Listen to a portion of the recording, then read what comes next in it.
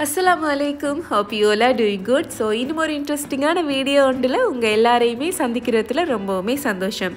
இன்னைக்கு வீடியோட ஸ்பெஷல் என்ன அப்படின்னா, அவனே இல்லாமல் பட் அவனில் செஞ்ச மாதிரியே ரொம்ப சாஃப்டான ரொம்ப அழகான பன் எப்படி செய்யலாம் அப்படிங்கிறதான் பார்க்க போகிறோம். ஸோ வாங்க வீடியோக்குள்ளே போகலாம்.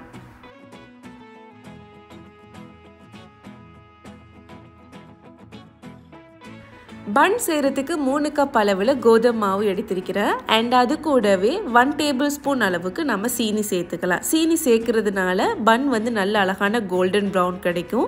அதே மாதிரி ஈஸ்ட்டும் ஆக்டிவேட் ஆகிறதுக்கு ரொம்ப ஈஸியாக இருக்கும். ஸோ 1/2 டேபிள் ஸ்பூன் அளவுக்கு ஈஸ்ட் சேர்த்துருக்கிறேன்.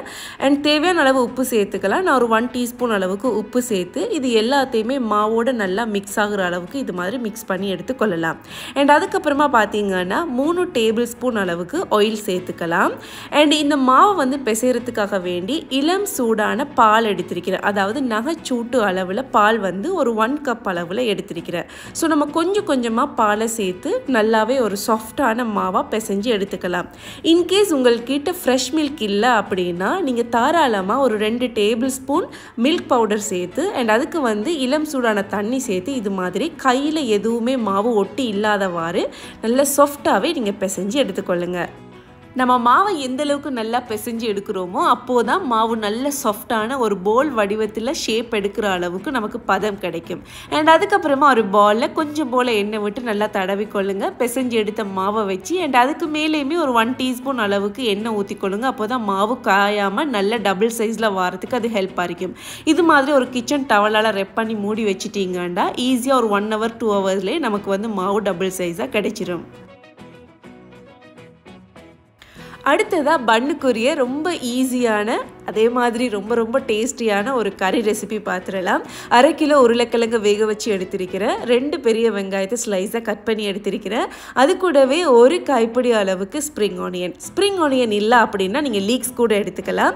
அதே மாதிரி 200 கிராம் உள்ள ஒரு டின் ஃபிஷ்ஷும் எடுத்திருக்கிறேன். ஸோ அடுத்ததாக இதை நம்ம எப்படி செய்யலாம் அப்படிங்கிறத பார்த்துடலாம். முதலாவதாக நம்ம எடுத்திருக்கிற வெங்காயம் எல்லாத்தையுமே நல்லா குட்டி குட்டியாக நறுக்கி கட் பண்ணணும். ஸோ எனக்கிட்ட இது மாதிரி சின்ன சாப்பர் இருந்ததுனால நான் அதில் தான் போட்டு கட் பண்ணி எடுத்திருந்தேன். பொதுவாக நம்ம பன் செய்கிற மாதிரி இருக்கட்டும் அப்படி இல்லாட்டி ஷார்ட் ஹீட் செய்கிற மாதிரி இருக்கட்டும் இதுக்கெல்லாம் வெங்காயத்தை நல்லாவே நறுக்கி கட் பண்ணிட்டோம் அப்படின்னா நம்ம செய்கிற பன்னாக இருக்கட்டும் அப்படி இல்லாட்டி ஷார்ட் ஹீட்ஸாக இருக்கட்டும் அந்த ஷேப் ரொம்ப அழகாக இருக்கும். அதே மாதிரி சாப்பிடும்போது டேஸ்ட் வைஸும் அல்டிமேட்டாக இருக்கும்.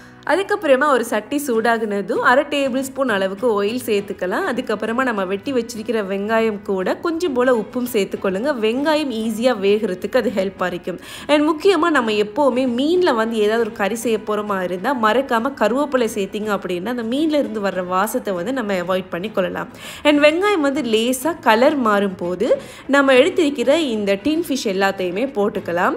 எப்போவுமே நம்ம ஒரு ஷார்ட் ஹீட்ஸுக்கு பன்னுக்கு கறி செய்யும் போது கவனிக்க வேண்டிய முக்கியமான ஒரு விஷயம் தான் வெங்காயம் நல்லாவே தண்ணி ஆகுற அளவுக்கோ அப்படி இல்லாட்டி 100% வேகிற அளவுக்கோ வேக வைக்கணும் அப்படின்ற அவசியம் இல்லை. ஒரு 50% வேக வச்சாலே தாராளமாக போதும். நம்ம சேர்த்துருந்த மீனையும் நல்லா வதக்கினதுக்கு அப்புறமா கொஞ்சம் போல் மஞ்சள் தூள் ஒரு 1/2 டேபிள் ஸ்பூன் அப்படி இல்லாட்டி 1 டேபிள் ஸ்பூன் உங்களுக்கு எந்த அளவுக்கு காரம் வேணுமோ அந்த அளவுக்கு நீங்கள் மிளகு தூளை சேர்த்துக்கொள்ள முடியும். அண்ட் எல்லாத்தையுமே நல்லா இது மாதிரி ரோஸ்ட் பண்ணதுக்கு அப்புறமா கிழங்கு எல்லாத்தையுமே இது மாதிரி ஸ்மேஷ் பண்ணி எடுத்திருக்கிறேன். அதையுமே இது கூட சேர்த்து இது எல்லாத்தையுமே நல்லா மிக்ஸ் பண்ணி எடுத்துக்கலாம். இந்த கறி பார்த்தீங்கன்னா ஆக்சுவலாக பன்னுக்கு மட்டும்தான் அப்படின்னு இல்லை, நீங்கள் பெட்டிஸுக்கு அப்படி இல்லாட்டி கட்லெட்டுக்கு ரோல்ஸுக்கு எதுக்கு வேணாலும் செய்யலாம். அவ்வளோ டேஸ்ட்டாக இருக்கும். ஃபைனலாக நம்ம வெட்டி வச்சிருக்கிற ஸ்ப்ரிங் ஆனியன் அப்படி இல்லாட்டி லீக்ஸை சேர்த்து லேசாக ஒரு 1 மினிட்டுக்கு கிளறிட்டு இந்த ஸ்டவ்வை ஆஃப் பண்ணி விட்டுடலாம். வரப்போகிற நோன்பு பெருநாளைக்கு இந்தியாவில் இருந்து ப்ரீமியம் குவாலிட்டியில் ட்ரெஸ் வாங்கணும் அப்படின்னு ஆசைப்படுறீங்களா? உங்களுக்காக தான் RNR ஃபேஷன் ஆன்லைன் இருக்கிறாங்க. இவங்களோட ஸ்பெஷல் என்ன அப்படின்னா இந்தியாவிலேருந்து டிரெக்டாகவே ட்ரெஸ் இம்போர்ட் பண்ணுறாங்க. அதுலேயும் முக்கியமாக ப்ரீமியம் குவாலிட்டியில் மட்டுமே சேல் பண்ணுவாங்க. கிட்டத்தட்ட 6 வருஷமாக சக்ஸஸ்ஃபுல்லாக இந்த பிஸ்னஸை செஞ்சுட்டு வராங்க. தரமான குர்த்தி வகைகள், இந்தியா பாகிஸ்தான் ஷல்வா மெட்டீரியல்ஸ் வகைகள், பிரைடல் லெஹெங்கா, அதே மாதிரி ஹெல்தி கேஷுவல்ஸ், இது மாதிரி எக்கச்சக்கமான வெரைட்டிஸில் அவங்கக்கிட்ட எல்லா ட்ரெஸ்ஸுமே இருக்குது. அண்ட் முக்கியமாக நீங்கள் எல்லாருமே ஆசைப்படுற மாதிரி கேஷ் ஆன் டெலிவரியோட ஃப்ரீ டெலிவரியுமே அவங்கக்கிட்ட அவைலபிளாக இருக்குது. கொடுக்குற காசுக்கு எந்த ஒரு குறைவும் இல்லாமல் தரமான ஆடையாக நீங்கள் அவங்கக்கிட்ட பர்ச்சேஸ் பண்ணலாம். அவங்களுடைய கஸ்டமர்ஸ் ஃபீட்பேக்கை பார்க்கும்போதே இவங்க எந்த அளவில் ப்ரீமியம் ட்ரெஸ் எல்லாமே சேல் பண்ணியிருக்கிறாங்க அப்படிங்கிறத நீங்களே புரிஞ்சுக்குவீங்க. ஸோ இதுக்கப்புறமா நேரத்தை வேஸ்ட் பண்ணாமல் அவங்களோட டீட்டெயில்ஸ் எல்லாமே டிஸ்கிரிப்ஷனில் கொடுக்குறேன். இப்போவே அவங்கள கான்டாக்ட் பண்ணி உங்களுக்கு தேவையான பெருநாள் ட்ரெஸ்ஸை அவங்கக்கிட்ட இருந்து இந்த முறை பெருநாளைக்கு பர்ச்சேஸ் பண்ணி கொள்ளுங்கள்.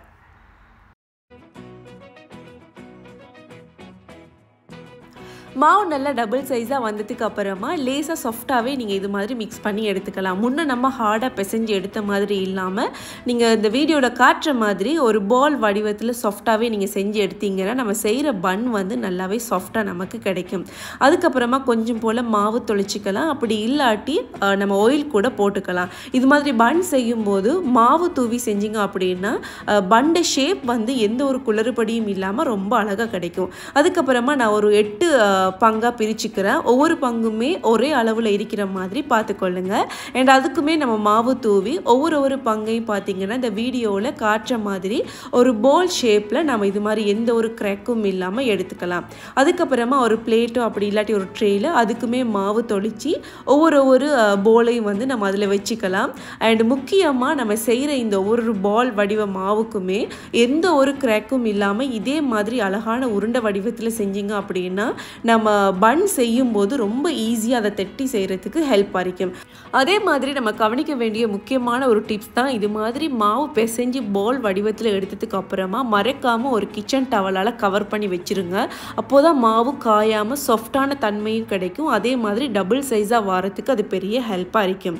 அண்ட் அதுக்கப்புறமா பார்த்தீங்கன்னா இந்த முறை நான் பேக் பண்ணி காட்டுறதுக்கு 2 விதமாக உங்களுக்கு செஞ்சு காட்ட போகிறேன். ஒன்று இது மாதிரி ஒரு ட்ரே எடுத்திருக்கிறேன். நீங்கள் ட்ரே தான் எடுக்கணும் அப்படின்னு இல்லை, ஒரு சில்வர் தட்டாக இருந்தால் கூட பரவாயில்லை. அதுக்கு வந்து முதலாவது கொஞ்சம் போல் ஆயில் விட்டு அந்த ட்ரேயில் வந்து எல்லா இடமும் படுற மாதிரி பூசிக்கலாம். அதுக்கப்புறமா மேலே பார்த்தீங்கன்னா இது மாதிரி ஒரு பேக்கிங் பேப்பர் போட்டுக்கிறேன். இன்கேஸ் உங்கள்கிட்ட பேக்கிங் பேப்பர் அப்படி இல்லாட்டி நீங்கள் வந்து தாராளமாக பட்டர் மட்டும் பூசிக்கொண்டாலே போதும். அதே மாதிரி பேக்கிங் பேப்பருக்கு மேலேயும் கொஞ்சம் போல் ஆயில் விட்டு அது ஃபுல்லாகவே படுற மாதிரி நம்ம வந்து அப்ளை பண்ணி எடுத்துக்கலாம்.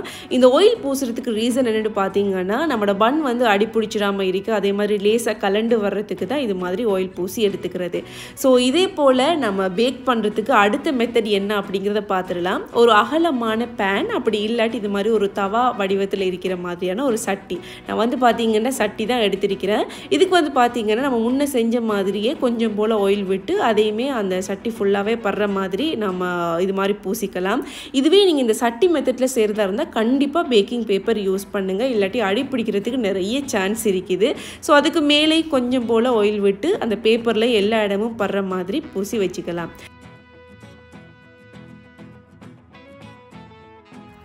அடுத்ததாக பன் எப்படி செய்யலாம் அப்படிங்கிறத பார்த்துடலாம். நம்ம செஞ்சு வச்சுருந்த மாவு உருண்டை லேசாக பெருசாகி வந்திருக்கிறத உங்களுக்கு வீடியோவிலே பார்க்கக்கூடியதாக இருக்கும். ஒவ்வொரு உருண்டையிலையுமே ஒவ்வொரு பன் செய்ய போகிறோம். கொஞ்சம் போல் மாவு தூவி கொள்ளுங்க. பன் செய்யும்போது ஆயில் யூஸ் பண்ணுறதை விடையும் நம்ம மாவு தூவி செஞ்சோம் அப்படின்னா நமக்கு கம்ஃபர்டபுளாகவும் இருக்கும், ஈஸியாகவும் இருக்கும். ஸோ இது மாதிரி நல்லாவே மெல்லிய பருமனுக்கு மாவை வந்து தட்டி எடுத்துக்கொள்ளுங்க. வட்ட வடிவத்தில் இல்லாமல் இது மாதிரி ஒரு நீள் வட்ட வடிவத்தில் மாவை தட்டி எடுத்ததுக்கு அப்புறமா ஒரு பெட்டி வடிவ வாக்கில் நம்ம இதை வந்து லேசாக மேலேயும் கீழேயும் கொஞ்சம் போல் கட் பண்ணி எடுத்துக்கலாம். இந்த வீடியோவில் காட்டுற மாதிரி கட் பண்ணதுக்கு அப்புறமா கொஞ்சம் போல் கறி வச்சுக்கலாம். எப்போவுமே நீங்கள் கறியை வந்து அளவாக வச்சுருங்க. அதிகமாக வச்சுட்டிங்க அப்படின்னா ரோல் பண்ணும்போது அதாவது பன்னை வந்து நீங்கள் அந்த ஷேப்பில் எடுக்கும்போது கொஞ்சம் கஷ்டமாக இருக்கும். அண்டு கீழ் பகுதியில் பார்த்தீங்கன்னா லேசாக இது மாதிரி கட்ஸ் போட்டுக்கொள்ளுங்க. இப்போ நம்ம பன்னை எப்படி ரோல் பண்ணி அந்த ஷேப்பில் எடுக்கிறது அப்படிங்கிறத பார்த்துடலாம். இந்த சைட் பகுதி ரெண்டையுமே நீங்கள் மடித்து விட்டுருங்க. மடிக்கும் போது அந்த கீழே கட் பண்ணின துண்டை வந்து அதுக்கு பக்கத்தில் இருக்கிற துண்டுக்கு மேலே லேசாக ப்ரெஸ் பண்ணிங்க அப்படின்னா அதோட ஒட்டிடும். நம்ம இது மாதிரி பன்னை வந்து ரோல் பண்ணும்போது அந்த 2 துண்டு தான் நமக்கு கஷ்டம் கொடுக்கும். ஸோ முடிஞ்ச வரைக்கும் நான் சொன்ன டிப்ஸை வந்து ஃபாலோ பண்ணி இதே போல் ரோல் பண்ணி எடுத்தீங்கன்னா சூப்பரான பன் வந்து நீங்கள் ரெடி பண்ணிடலாம். ஸோ அவ்வளவுதான் இந்த பன்னை வந்து செய்கிற மெத்தட். ஸோ ஃபைனலாக நீங்கள் வந்து ட்ரேயில் வைக்கிறதுக்கு முதல் கைகளால் கொஞ்சம் ஷேப் பண்ணி விட்டிங்கன்னா பார்க்குறதுக்கு இன்னுமே அழகாக இருக்கும். ரொம்ப ஈஸியான மெத்தட், கண்டிப்பாக ட்ரை பண்ணி பாருங்கள். ஸோ பிகினர்ஸுக்காக வேண்டி நான் இன்னும் ஒருக்கா இதை வந்து கொஞ்சம் டீட்டெயில்ஸாக சொல்லித்தர்றேன். ஸோ நம்ம மாவை வந்து தட்டி எடுத்ததுக்கு அப்புறமா இது போல் பெட்டி வடிவத்தில் வந்து லேசாக கட் பண்ணி எடுத்துக்குவோம். முடிஞ்ச வரைக்கும் மெல்லிய பருமனில் மாவை தட்டி எடுத்தீங்கன்னா பேக் பண்ணுறதுக்காக இருக்கட்டும், அதே மாதிரி சாப்பிடும் போதும் கூட ரொம்ப நமக்கு நல்லா இருக்கும். கறியை வந்து அதுக்கு ஏற்ற மாதிரி வச்சு விட்டதுக்கு அப்புறமா கீழே வந்து லேசான வெட்டுக்கள் போட்டுக்கொள்ளுங்க. அது வந்து உங்களுக்கு விருப்பமான மாதிரி நீங்கள் இதை விட தின்னாவும் போடலாம், அப்படி இல்லாட்டி கொஞ்சம் அகல வாக்குலையும் போட்டுக்கலாம். முக்கியமாக இந்த பன் செய்கிறதுக்கு கவனிக்க வேண்டிய முக்கியமான விஷயமே இது மட்டும்தான். இந்த ஓர பகுதியில் வந்து லேசாக ப்ரெஸ் பண்ணி விட்டீங்கன்னா உங்களுக்கு எந்த ஒரு கஷ்டமும் இல்லாமல் ரொம்ப ஈஸியான மெத்தடில் இந்த பண்ணை வந்து ரோல் அப் பண்ணி முடிச்சிடலாம். ஸோ இது போல் 2 பக்கங்களையும் மடித்து விட்டதுக்கு அப்புறமா மெதுவாக வந்து மேல் பகுதியை அந்த கறியோட மூடி ரோல் பண்ணி விட்டீங்கன்னாலே இந்த பண்டை ஷேப் வந்து ரொம்ப பர்ஃபெக்டாக உங்களுக்கு செஞ்சு முடிச்சிருவீங்க. ஸோ இது போல் நீங்கள் ரோல் பண்ணி விட்டதுக்கு அப்புறமா நல்ல கெட்டிக்காரியாக அதோட ஷேப் வந்து குழம்பி போகாமல் அது அழகான முறையில் மெதுவாக கொஞ்சம் ஹேண்டில் பண்ணி கைகளெல்லாம் லேசாக ஷேப் பண்ணி விட்டீங்கன்னா பார்க்குறதுக்குமே இன்னும் அழகாக இருக்கும். அதை அப்படியே எடுத்து இது மாதிரி ட்ரேயில் வச்சிங்கன்னா அவ்வளோதான் இந்த பண்டை மெத்தட். பார்க்கும்போது வேணால் உங்களுக்கு கஷ்டமாக இருக்கலாம், பட் செய்கிறது வந்து ரொம்ப ஈஸி. ஒரு பிகினராக இருந்தீங்கன்னா நீங்கள் ஒரு தரம் 2 தரம் செய்யும்போது 3ஆவது தரம் அசால்ட்டாக செஞ்சுருவீங்க. முடிஞ்ச வரைக்கும் நம்ம பேக் பண்ணங்காட்டி இது போல் கவர் பண்ணி வச்சிங்கன்னா பன் வந்து டபுள் சைஸாகவும் வரும், அதே மாதிரி நல்லா காஞ்சி போகாமல் சாஃப்டாகவும் இருக்கும். பன் எல்லாத்தையுமே இது மாதிரி செஞ்சதுக்கு அப்புறமா ஃபைனலாக முட்டையோட மஞ்சள் கருவை மேலே வந்து அப்ளை பண்ணிக்கலாம். இதோட ரீசன் வந்து அநேகமாக எல்லாருக்குமே தெரிஞ்சிருக்கும். நம்ம செய்கிற பண்டை மேல் பகுதி அழகான கோல்டன் ப்ரௌன் கலரில் இருக்கணும் அப்படின்னா மஞ்சள் கருவு பூசிக்கலாம். அப்படி இல்லை உங்களுக்கு வந்து முட்டை வந்து போடுறதுக்கு விருப்பம் இல்லாமல் இருந்துச்சுன்னா நீங்கள் தாராளமாக ஃப்ரெஷ் மில்க் கொஞ்சம் இதே மாதிரி அப்ளை பண்ணி விட்டாலுமே உங்களுக்கு அழகான ஒரு கோல்டன் ப்ரௌன் கலரில் அந்த பன் வந்து கிடைக்கும். ஸோ இன்னுமே நம்ம செஞ்சுருந்த பன் வந்து அழகாக இருக்கிறதுக்காக வேண்டி வெள்ளை எள்ளும் கருப்பு எள்ளும் லேசாக தூவிக்கிறேன். இது வந்து கட்டாயம் அப்படின்னு இல்லை, பார்க்குறதுக்கு அழகாக இருக்கணும் அப்படின்றதுக்காக தான் நான் வந்து கொஞ்சமாக தூவிக்கிறேன்.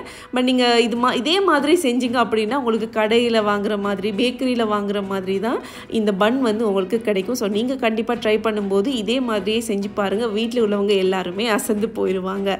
ஸோ நம்ம 2 தட்டுலையுமே இது மாதிரி அழகாக பன்னை வந்து செட் பண்ணி எடுத்திருக்கிறோம். இதை எப்படி பேக் பண்ணலாம் அப்படிங்கிறத அடுத்ததாக பார்க்கலாம்.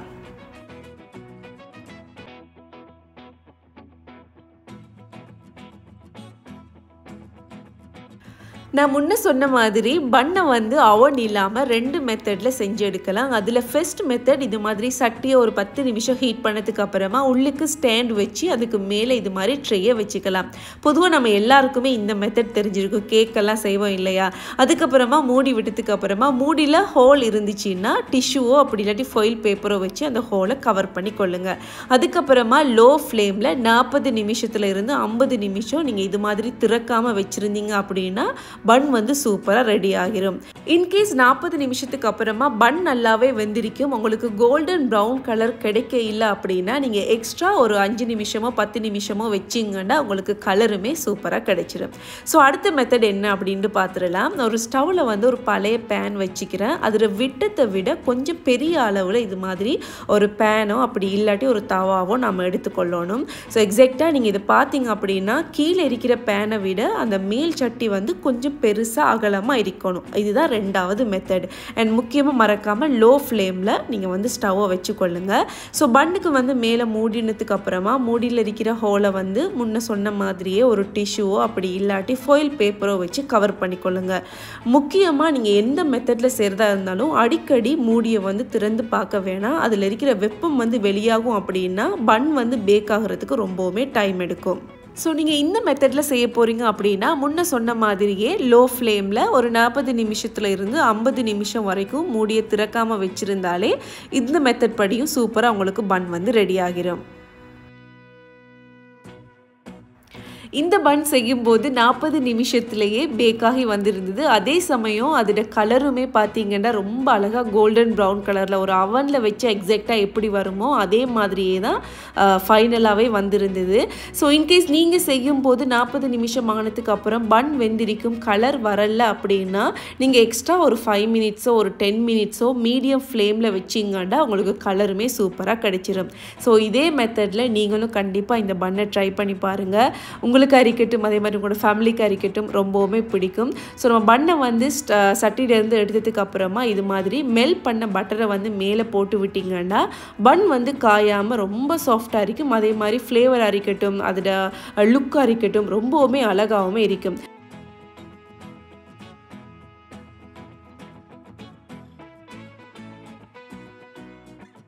இந்த பன் பார்க்குறதுக்கு எவ்வளோ அழகாக இருக்குதோ அதே மாதிரி சாப்பிடும்போது டேஸ்ட் வைஸும் அல்டிமேட்டாக இருக்கும். ஸோ கண்டிப்பாக இந்த ரெசிபியை ட்ரை பண்ணி பார்த்துட்டு உங்களோட கருத்துக்களை மறக்காமல் கமெண்ட்டில் ஷேர் பண்ணுங்கள். அதே மாதிரி இந்த பன் பார்த்தீங்கன்னா ஸ்டவ்வில் செஞ்ச பன் அப்படி இல்லாமல் அவன் இல்லாமல் செஞ்ச பன்னு யாருமே சொல்ல மாட்டாங்க. ஏன்டா கீழ்ப்பகுதியாக இருக்கட்டும் மேல் பகுதியாக இருக்கட்டும் அந்த அளவுக்கு அழகாக கோல்டன் ப்ரௌன் கலரில் வந்திருக்கும். ஸோ இந்த ரெசிபி அண்ட் இந்த வீடியோ உங்கள் எல்லாருக்குமே பிடிச்சிருக்கும் அப்படின்னு நினைக்கிறேன். பிடிச்சிருந்தால் கண்டிப்பாக உங்களோட ஃப்ரெண்ட்ஸ் அண்ட் ஃபேமிலிஸ் கூட ஷேர் பண்ணுங்கள். நீங்கள் இப்போ தான் என் சேனலில் புதுசாக வீடியோ பார்க்குறீங்களா இருந்தால் நீங்கள் பார்க்குற இந்த வீடியோ உங்களுக்கு பிடிச்சிருந்தால் மறக்காமல் என் சேனலையும் சப்ஸ்கிரைப் பண்ணி கொள்ளுங்கள். ஸோ இதே போல் இன்னும் ஒரு அழகான வீடியோ ஒன்றில் உங்கள் எல்லாரையுமே சந்திக்கும் வரை டேக் கேர், பை பாய்.